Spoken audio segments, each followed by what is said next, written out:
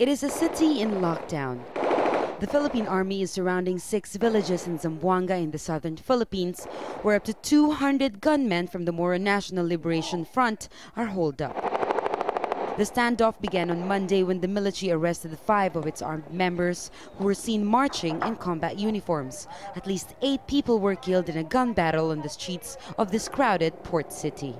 This is the road that separates the Philippine government forces and the Moro National Liberation Front fighters. Now, just a few blocks away is the area where MNLA fighters have taken over 180 civilians hostage. They have 2 demands.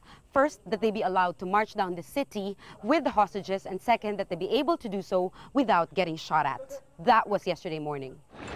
That demand was made Monday morning, but the government has not responded, and it is unknown whether negotiations are underway. Even the number of those who have been killed is unclear.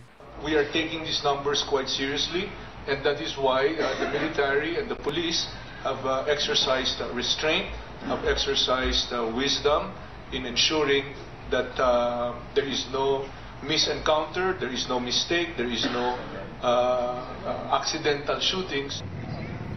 More than 2,000 residents have fled their homes. The local government has imposed a curfew as clashes show no signs of slowing down.